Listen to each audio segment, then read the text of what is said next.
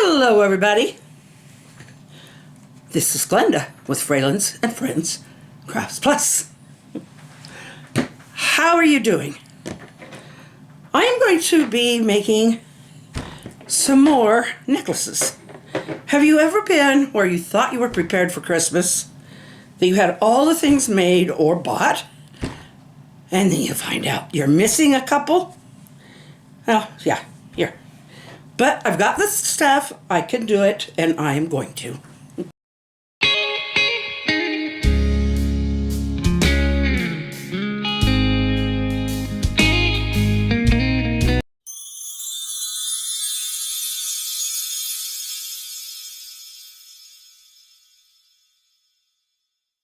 I've got 2 teeth to do.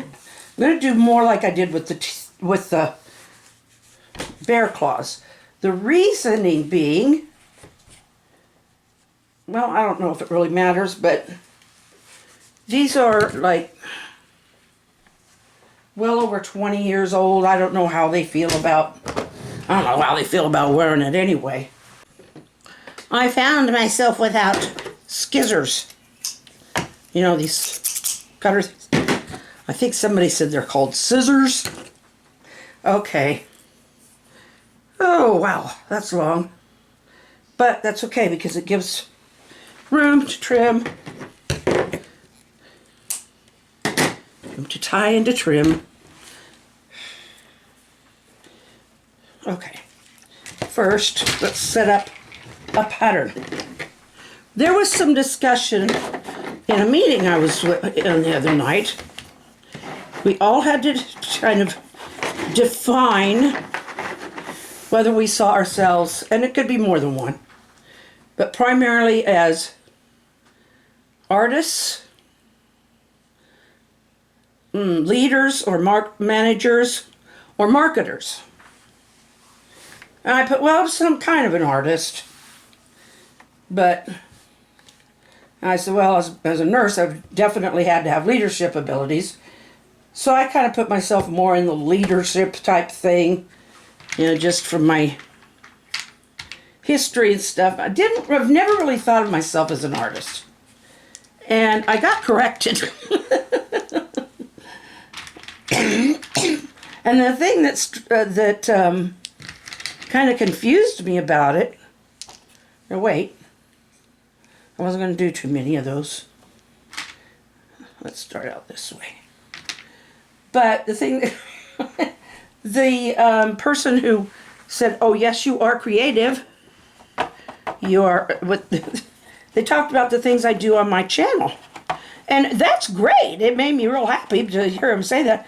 But it just shocked me because I didn't think he paid any attention to what I do on my channel. So there was a bit of good news. And something to kind of make me feel, wow, maybe I do have some artistic value. I do. I know I do. I have learned that from being able to do some of these things. But I didn't used to think I had an ounce of art in my soul. From there, I want to talk about how each of us has not only ability, but we all have stories, and we have stories that change throughout our lives. I know we know that, but to really think about it and what it means, that's something different. As you're watching me put these beads together, realize that 15 years ago, if you'd have told me I would have been making sculpted bear's teeth, I'd have laughed you in the face. If you'd have said that I was going to be stringing beads and making really fun necklaces out of wooden beads, I'd have laughed. Because if you'd have told me that I could draw a bird or sculpt a bird, I would have really thought you were nuts. But I didn't have any practice at it then. And I didn't at that point think I really had the interest because I thought my life was going a different direction. And it was at the time. But this is the thing. We start out when we're children, we have the ideas of a child, and we do have interests. I have had my grandkids at a very young age started showing really strong artistic abilities. Now that doesn't mean that they can just say, okay, I'm just a natural talent. I can just no. They need to practice at it. They need to keep doing it and working at it, because you don't go from drawing a nice looking stick figure to drawing a full person without doing some trial and error and some learning in there. But growing up as a child, I had two things that came to me that I wanted to do. Over time, growing up, I developed an interest in medicine. I think that came from a health class and one health class and one biology class that I had in high school, and they really interested me in that part of how the human body works and how biology works, and from down from the cell all the way up. Anyway, so that's where I decided, okay, I want to be either a nurse or a doctor. But then I also had an interest in writing, and that started really developing when I got praised for a poem that I wrote. And they started encouraging me with my writing, because I did have a kind of a knack for words, but it wasn't like I was an instant really good writer. To start with, I wasn't. I mean, that was like sixth grade when I wrote that poem. So I thought, okay, journalism. Well, I didn't end up going into either one. Not right away. I did later, but not at that point, because I ended up starting a family very young. And so my life went in, I worked as a CNA in, and then later on, as my two oldest children starting getting a little older, I decided, okay, I looked into it, and within 1 year, I could get my practical nurse's diploma and then go on to get a license for that. So that's what I did. I told my kids they were kind of on their own with their dad for that year because I had my nose in the books. So I did become a nurse. Well, then another event happened in my life. I had a breakdown. Now, I know I was a good nurse because I had always had really good evaluations. Patients seemed to like me, and I got along well most of the time with the other workers. So, but something happened, and it was partly that it interfered with nursing more than anything, because I got involved with something I felt God called me to do, but what it turned out to be, and I'm not saying He didn't, but maybe not with with the way I was going, because the people that I was working with in this effort, they started going off onto being more, as happens a lot in things where you work with groups like that. This was a music group. I had wanted to be more a spokesperson and back up with the vocal, but they wanted me more involved in the vocal, which was fine, but then it started becoming every man wanting to be a star. And that's what happens a lot with those things. But something at the end of it triggered something from my past. And I ended up really having a lot of problems. And not to get into a lot of detail, but what happened was that's when I was diagnosed as bipolar.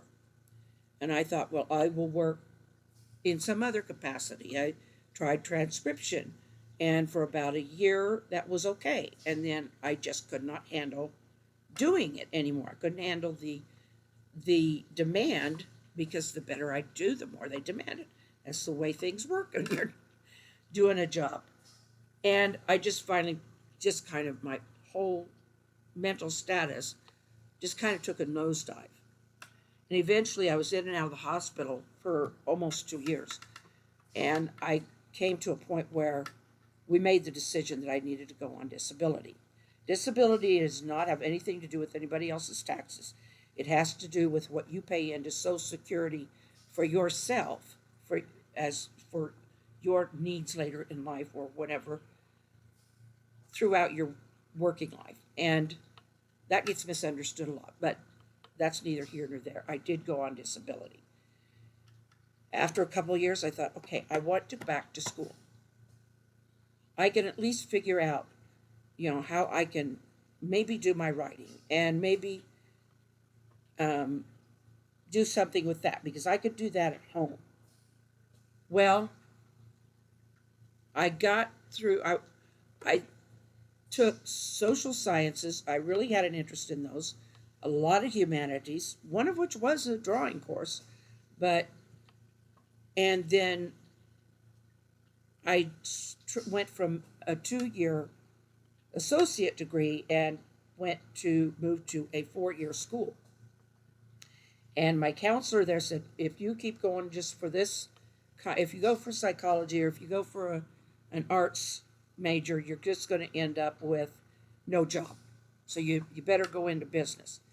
And it was like, wait a minute, what was I headed here for? And they thought, you need to do this, you need to go. And I listened to them. Again, I listened to somebody else's, but none of it's wasted. This is the thing. None of it gets wasted. All of the things that I did in my lifetime, the things that, growing up, becoming a mother, becoming a nurse, taking courses in sociology, psychology, writing, all of that goes into what I write. And now I'm doing this as well as writing. One thing I didn't learn very well was marketing. That's where I fell down, and I found out a lot of others were having trouble with it too. So that's where I wanted to go with this. Make your story. Don't let everybody else write your story for you, and whatever has happened to you in your life. Make it a part of your story that you can make something positive out of. Bad things can make something positive happen. I have COPD, and I know that it has really limited my life. But look what I'm able to do now. I'm able to put myself into what I thought I had no talent at. I'm able to do these kinds of crafts and art and enjoy making these videos with you. So that's what I wanted to say for tonight. As you've watched me try to make these necklaces and do all these mannerisms while I'm doing it, because yes, I was talking the whole time, but I'm narrating this because I got off track so many times. I love you all, and I'm going to stop with the narration and let it finish out here. Do your story. Don't try to do somebody else's story, and don't let yourself be stopped by somebody else's story, because you have a right to a story too. If you want to do something, do it. Don't let somebody say, oh, you're no good at it, don't do it. No. You work at it. You find a way to do it. If you want it that bad, if it's not that important to you, if it's not that big a deal to you, then don't worry about it. Do something what you do want to do. I found this very satisfying when I wasn't able to do other things. I'll see you tomorrow. I love you all. Smile and wave.